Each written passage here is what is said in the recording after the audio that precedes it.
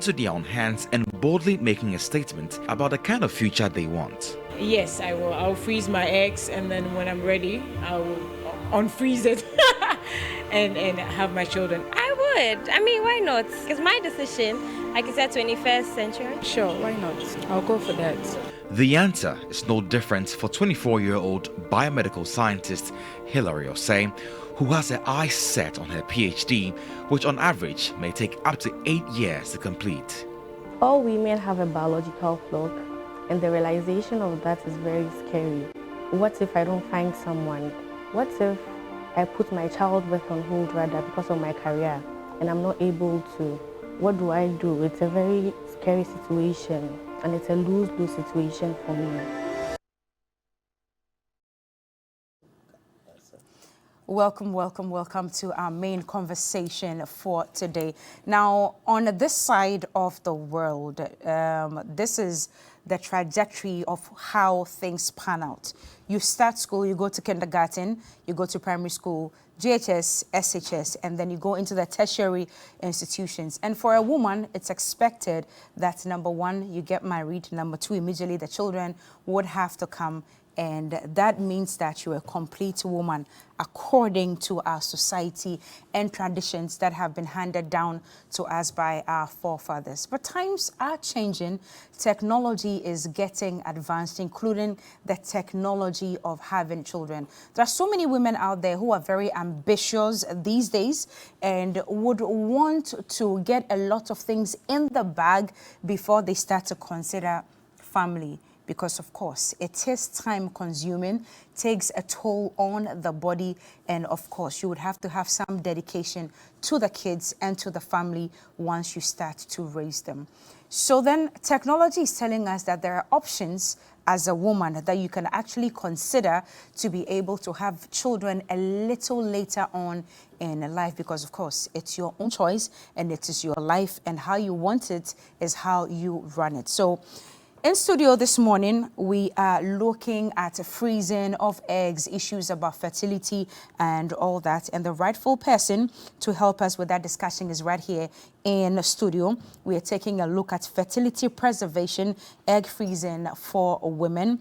Dr. Promise E. Sefoga is here in studio. He's a consultant, obstetrician, gynecologist, and fertility specialist. Good morning, Doc. Good morning. It's a lot of things that you do. Yeah, very well, So thank wait, you. you are a consultant, Yeah. obstetrician, gynecologist, and fertility specialist. Is there a similarity? Yes. Okay. You need to be a gynecologist at whatever level, then you can add on. Okay. Oh, so all these are add-ons. Yeah. Hey, give me a strong ulo, a Yeah, strong ballet. a strong ballet. How many years did it take you to get all of these in the bag? Well, you do medical school for the usual 6-7 years. Then you do your postgraduate training, another 3 to 5 years. Yeah. Then you add on a little here, a little there. Because you don't have all of that training at our time. We didn't have all of that here. So go do some in Belgium, Germany, Harvard, Yale. Then you put it all back together and bring it back to Ghana. You know why I'm Allah, asking? illallah. Do you know why I'm asking? No, I'm tell me. asking because you're a man and I'm a woman. Yeah. So considering all these time frames within which I have to achieve all of this, if I mix it with giving birth and all that, How does she achieve? you understand? yeah. So that's why this discussion has come in very handy, especially for career women. Yeah. And even if you're not a career woman, but you still want to have children a little later, this discussion is for you. So make sure you call all your girlfriends, aunties, whoever will be interested in this conversation. Of course, the men as well, they would have to be part of the process. Yes. Correct? And support the process. Exactly, and support the process. So, Doc, let's start the conversation from this side. Technology and, of course, medicine is telling us that there's such a thing as freezing of eggs. Yeah. What's the process like? What is it? And why must it be considered? Great. So the egg freezing concept is part of a bigger thing we call fertility preservation. Okay. Right? And so it can be the egg, it can be the sperm, it can be part of the woman's ovary, Okay. where the eggs actually come from. Sometimes we can take a bit of the ovary and freeze, or it can be take out the egg, get a sperm, fertilize it to form the embryo, which just came up, and then we freeze the embryo. No, you're joking. Yeah, we do all that. Okay, so all of that constitutes the fertility preservation. So as you wait. So as you freeze the embryo, Yeah. is it growing in the fridge? No, it doesn't grow. So growth is stagnated Exactly. whilst it's in the fridge. Exactly.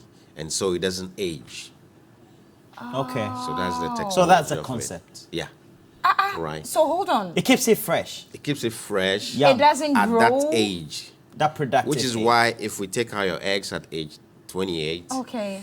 just because you want to fly high until 40 years before you have your baby, we keep your eggs frozen at age 28. At age 40, you have 28-year-old eggs. Right?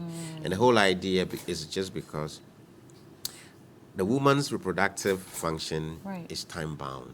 Right. Unfortunately. No, that's a special thing. Yes. We'll have to ask Christ the day we get to heaven. Yeah.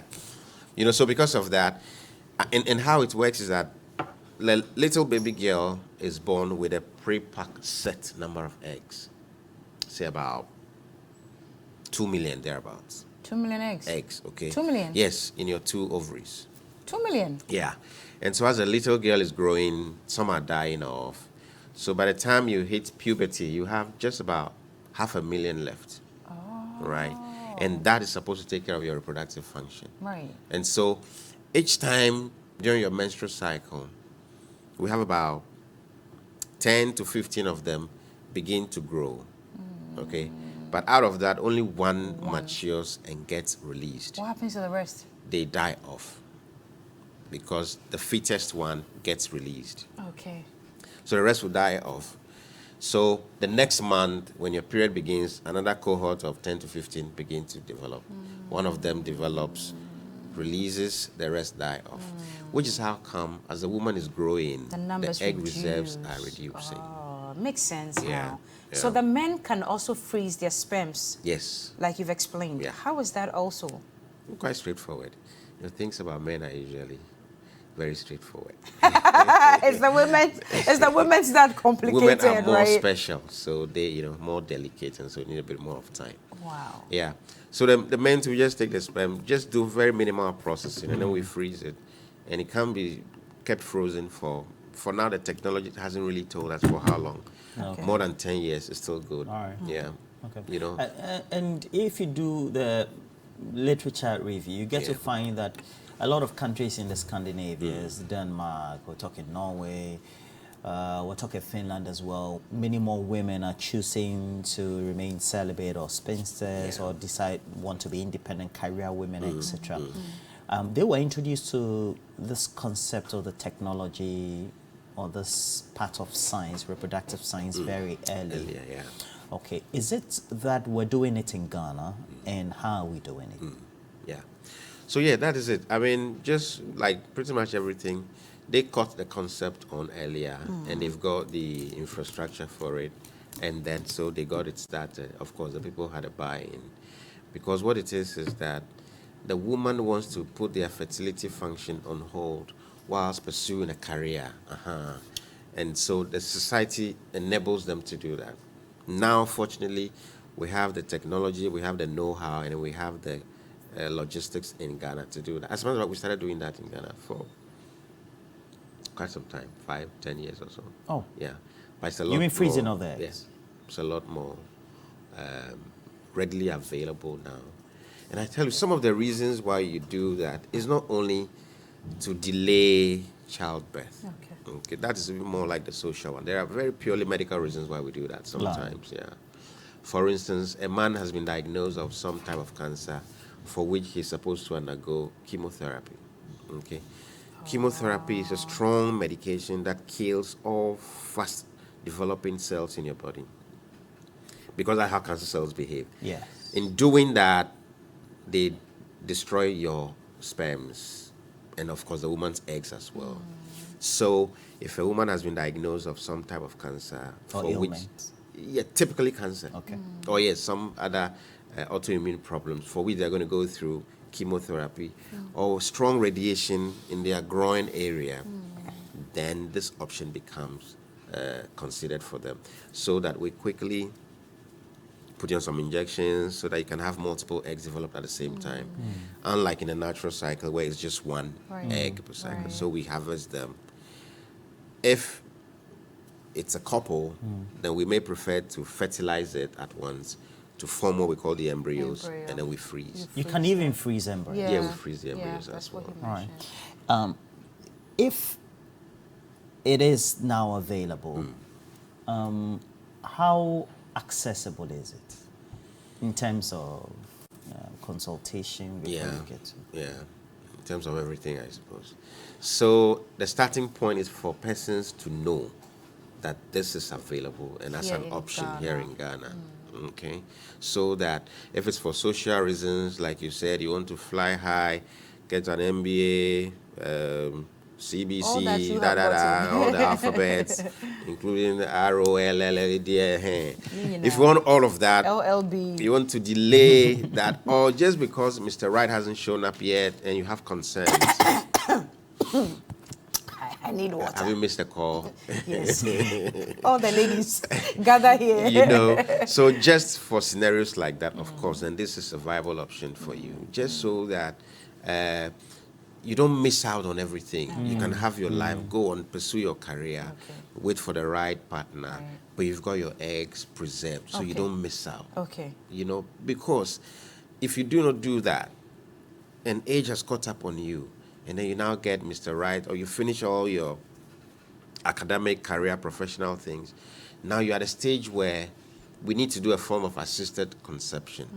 But unfortunately, your egg reserves are very low, and also the few eggs we may get, the quality is so highly diminished because the egg quality declines with time, particularly age 35. That's like the landmark. The average. So as much as It possible, could decline before. it could. It declines, like I said, the numbers are going down because you were born with these eggs. Yeah. So time-related damage, we call it age-related fertility decline. But from age 35 for the woman, then it goes more rapidly. Which is why generally we wish every woman would have finished having their babies by 35.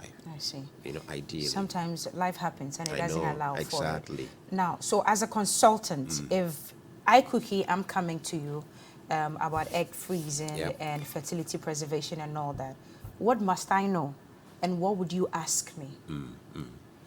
Yeah, so basically, if it's yours is for purposes of, let's say, social freezing, Okay. then the question is, what are your plans? Have you been pregnant before? Okay. How regular are your cycles? Just so we have an idea that there is no underlying problems. Okay. Yeah. Are you on any medications which have the tendency to affect the egg quality? Some medications can affect air Yes, quality. some quality. Like what type of, like ulcer medication? No. These are stronger medications for very severe conditions, like some of the autoimmune problems. They could affect egg production. Yeah. And the quality of the eggs. egg.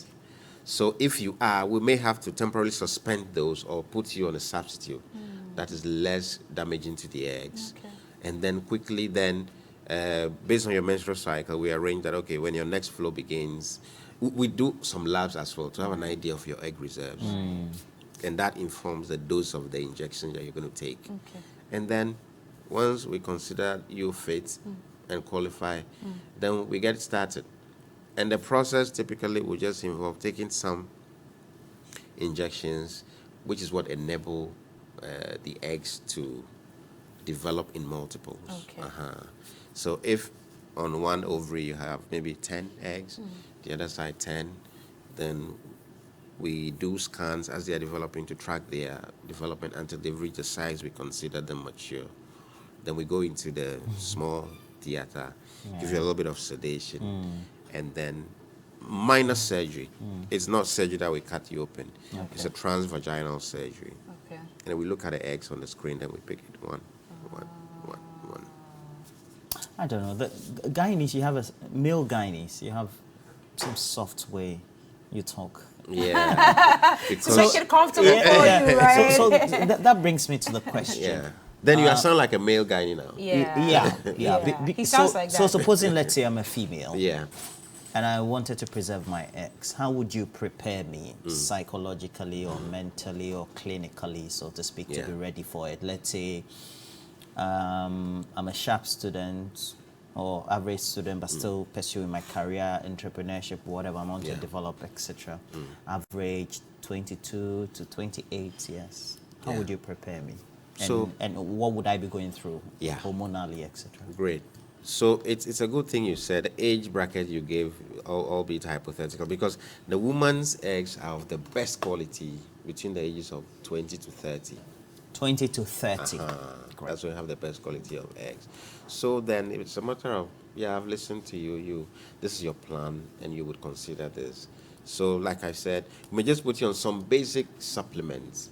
And then we always offer the option of, would you want to have a session with a clinical psychologist? Especially if you're in a full-blown IVF program. Yeah, that one is a matter of requirement. Okay. So you have a session, because the IVF on its own can be a bit stressful sometimes. Daily injections, and some of these injections, because they are hormones, you may have a little bit of side effect, feeling a little of mood swings, but transient. Nausea, that kind of thing. So then the clinical psychologist would counsel you, and then there isn't really so much to it. Before Cookie comes in. Yeah. So within that period when I'm a young woman of that age, 20, 30, and I'm going through this, and that is on the clinical side by way of the preparation and the support system. On the social side, what type of ideal or hypothetical support system do I need? Let's say I'm young, I have friends, I have a social circle, I have parents, family. So really, nothing much, nothing much. Nothing much. Yes, do I need to convince anybody, or no, I just have to go through you don't owe nobody, no, nothing. Just make up a decision. Private, yes, private decision, private and confidential, individual decision. So you come, we talk, we assess you, you are fit, you are good, you are capable, we start. You come, take your shot, you go to work, come again tomorrow. When it's ready, it's a day thing, we go and do it. 30, 20 minutes, the procedure is done. Once you wake up, back to work or take the day off, go back home tomorrow. Your eggs are frozen. A few times, the woman has already grown a little old before hearing this, right? So she's already 40, 41, but Mr. Right hasn't shown up and she's concerned. So we do this. But we stimulate, and then we harvest the egg. So the last one I did, she didn't get that many. She got like 3. So they are frozen. Just 3 eggs, huh? Yeah. We frozen them for her. A few months later, she says, Doc, I want to add more, which is a good thing. So we're taking her through the simulation. So I'm 40. Again. So what's the cutoff point? What's the cutoff point for freezing? Ideally, like I said, ideally before 35. But of course, if you've gone past 35, ideally, the younger the better, basically. After 40s, not really a great idea. After 40s, early 40s, maybe. Your labs will determine if you still have a good reserve. And how long can these be frozen for? Embryo, eggs, and all that. How long? So the technology now hasn't really got any limits. Because 10 years, it's still ongoing. We haven't had any problems yet. So for now, we can freeze till something changes about what we know. We'll come back to you, but we had a community engagement with you out there about preservation of eggs or fertility preservation. This is what you had to say. I'm going to freeze my eggs because I believe the God's way of giving birth, that is not it. Because me taking my eggs out, what even makes me understand or makes me believe that that particular egg that I froze years back would be given to me is the same eggs that will be given to me. So it's a no-no for me, honestly. I'm not going to do that. I'd rather keep it. If it's 80 years and I have to give birth at that 80 years, I would. Yes, I would want to freeze my eggs sometime. Maybe I would want to have a nice baby when I'm 40 or older. Maybe my 30s, 40s going there. I think I would have nice babies by then. No, I won't freeze my eggs. Because how will I know that that eggs belongs to me at the end of the day? And it doesn't make sense. Assuming if I freeze it, definitely a lot of ladies will be freezing theirs. And how will I know that this particular egg belongs to me? Are they going to write my name on it? No, they are not going to write my name on it. I will never do that. Honestly, I would love to freeze my eggs, and then if I'm 40, 50, 35, 50 is too far. 35, 40, that is when I'm having maybe the space, the chance, the whatever to give birth. Why not? Why would I want to, as time goes on, your eggs will be, when you're growing, I'm sure your eggs will be growing as well. So I keep it fresh and then use it fresh. Okay, so it just goes to say that there are so many myths out there that must be debunked. There was a concern that how do I know that the eggs that will be given back to me or inserted back into me is mine? Would you write my name on it or no? Another lady says that no, she doesn't believe that that's the natural way of having children. God didn't say we should freeze our eggs, so she's never opting for it. What do you say to such people? Well, I mean, it's interesting. So the first client, a respondent who said she would prefer it natural. We also believe that it's the same God who has given us the wisdom and the technology to be able to do this, So if God today has given us that knowledge to be able to help ourselves, why not? Because God didn't create vehicles. In the olden day, they were walking. Now we have vehicles of various grades. So would you say that's not natural? God has given us the technological advancement to use for our time. Yeah. So let's go for it. Okay. Would you rather wait until later in life when your air quality is so poor and the chance of having babies with abnormalities are higher? Would you rather wait and say, no?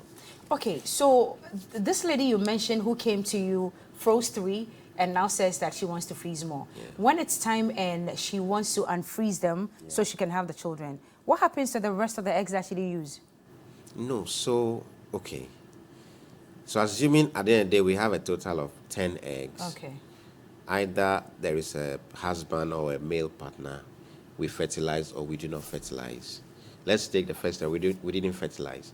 So after 5 years, she's got Mr. Right, we are ready to fertilize the eggs. We thaw the eggs, and then we fertilize them. We give them the chance to develop up to 3 to 5 days to see. Naturally, some may not be good. Okay. And so the best ones, they survive till the 5th day after fertilization. So if by then we have 7 out of the 10, then we take 2 or 3 and put back in the uterus. Okay? Not necessarily because we want her to have twins or triplets, just because not all of it would implant or may implant. But what if I want twins or triplets or quadruplets even? What do you do? You pray to God. Oh, so can't you manipulate it for me? So we do this just so to optimize the chances of getting pregnancy, not surely because we want you to get twins.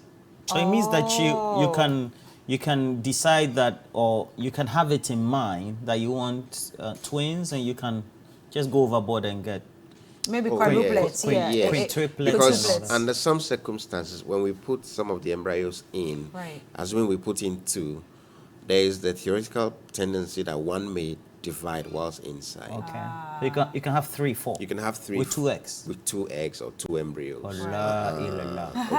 So that is not the primary aim because there are ethical reasons. Otherwise, you're going to come to me, Doctor, I want twins. So no, we put in more than one just to optimize the chances of conception. Now, the other question about how sure would I be that it will be my eggs? It's mine, yes. Let's be reassured that these are very highly professional, ethically done. And so your eggs are coded. You are assigned a special code. And in the freezing compartment, your name is not a problem. Because it would be weird that Roland and I will opt for an option like that, and then when baby comes out, I have a white baby. Exactly. Or I have full white. Exactly. That's when you will know how Roland would deal with me. So those okay, so let's say we're waiting for the phone lines. When I was reading about it, I saw freeze. So I thought that maybe the way we have cold store, what is it a specialized technology and in what condition? Here. And then I want you also to talk about how we need to be receptive by way of commitment to policy changes within the health system. So you speak on the freezing. The freezing, it's a specialized, it's just for lack of another easily understandable term that we use, freezing. Right? So the real term is cryopreservation. Cryopreservation. So the egg is picked in a very tiny, these are all very microscopic. You cannot see with your naked eyes. So under high power magnification, then you see, then we pick it. then it's a very tiny tube, and then it's put in a nitrogen cylinder. Vitrification, as you put the tube in that cylinder, then it solidifies quickly. Okay. Compared to something that will freeze slowly, like your water or your ice cream. Okay. So it's a specialized form of freezing. And it's not like you put it in a deep freezer. No, Right, it has a specialized machine for doing that. Doc, before you answer the second one, I'm so sorry. We've got Selassie from On the policy. Georgia Policy on the line, and I'm hoping it's Selassie for female because it's unisex. Good morning, Selassie. Good morning. Good. It's female. Loto Natu, NLA. Let's hear you. Welcome to TV3 New Day. Okay, please, I want to know how much it will cost when you want to do IVF. That's question one. And then question two. Some time back, I had HSG, and I was told one tube is blocked. But later, again, I was told it's double tube. So I want to know what the lab result will say if it is one tube which is blocked, and what the lab result will say when it is double tube which is blocked. Thank you. She's even narrowed it down to only IVF, but That's please, right. answer her question. Yes. So we'll answer the second one first.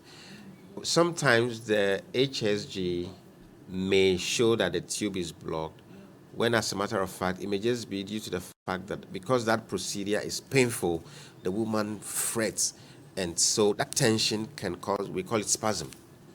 And so it may show as a tubal blockage. So if we are unsure, there's another procedure we would do to see, is it really blocked?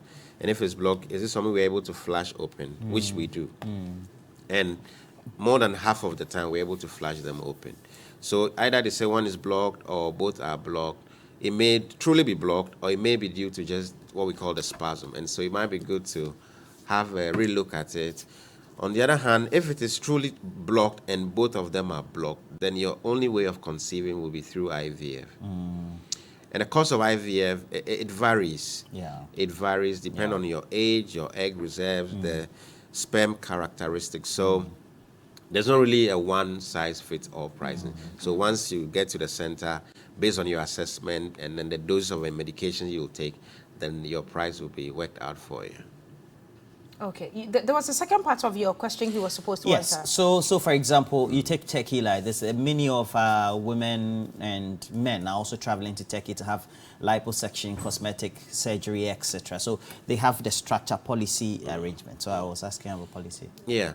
I mean, we in Ghana are actually also very much open to medical tourism. And as a matter of fact, we have a lot of persons coming from the sub-region and even from Europe, for purposes of some of what we do. But apart from that, we need a national policy that supports some of these things. For instance, a woman has been diagnosed of breast cancer. That is stressful enough, okay?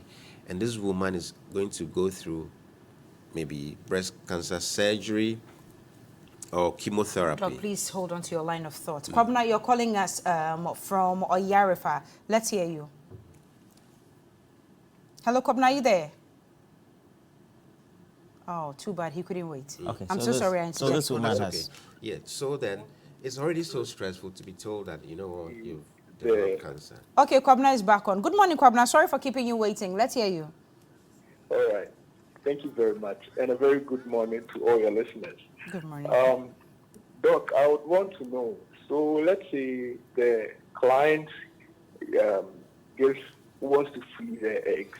What assurance do you have for the client that if you come back after 5 years, you come back after 10 years, and you want to unfreeze your egg, the likelihood that you are going to have really viable eggs is high? What do you have measures in place to make such assessments and give your clients such assurances? Do you have? I want to know. Good. Can I? Yes, you can. Yeah, sure. Okay, thank you, Kwabena. This is very important. So that assurance is there. And like we mentioned earlier, other countries have been doing this way earlier, and they've been... So there's no concerns about that at all. The eggs are frozen securely in a specialized machine. So every center that does this, there's always a backup. So once the ECG light goes off, within a matter of split seconds, the genset kicks in. So power control, everything is okay. The gases in the room, in that special room, are all monitored, and so to make sure you don't have too much of carbon dioxide, you don't have too much of this gas, you don't enter there when you're wearing perfumes, because these are the things that have the tendency to damage the egg. So all these measures are put in place in a very highly professional environment. So there are no problems with that at all. All right. We see there are so many questions for you, but because of lack of time, we will put a pause on it here. But if you want to get in touch with Dr. Promise Sepulga, he's available at the Shape Healthcare. You can call them on 0302 631 880, 0302 631 880, or 054 926 2100, 054 926 2100. He'll be there to pick all your questions. If you want to go for consultation, whatever it is that you require, he will be there to help you, Doc. We appreciate your time this morning. You wanted to say something? Yes, just to finish with the policy bit, that particularly for women with cancer, we need a national policy that would make this service available to them at highly subsidized cost, or if at all, no cost. Because if the woman knew that she's got cancer, she's going to go through chemotherapy, and there's this hope of having babies afterwards. It has been proven to improve how they even respond to the cancer treatment. And so join me on that campaign. To get it in place for our dear women. So there's a question quickly before you go. Is IVF different from egg preservation? Or how coterminous are they? Good. So all of that fall under what we call assisted reproductive technology. Yes. So that includes IVF, egg freezing, sperm freezing, and then embryo freezing, and then the donor. Because if you wait for too long and your eggs are all finished, we still have to do IVF, but in that case, we have to consider a donor egg, where we get a younger person's egg, your husband's sperm. All right. We have to go for a break. Okay. Before we do, again, I'm told, somebody wants to know, the man, is it possible that your sperms too can go still, like they are not as strong in your younger years as you are? Yes, as you grow, yes. Especially after but we have big men who are having nice what do you children. mean big men? Big men like you? No, like maybe they are post 50. Yes. So after 50, about 50% have issues with the sperm, just by way of the age. It affects the children? Yes, sorry. If the sperm is abnormal, there's a high tendency to have babies with abnormalities. And that can be of various grades. It can be something mild. We talk about autism, Down syndrome, learning defects. You're just telling me I shouldn't have any more children. Thank you. Doc, thank you for your time.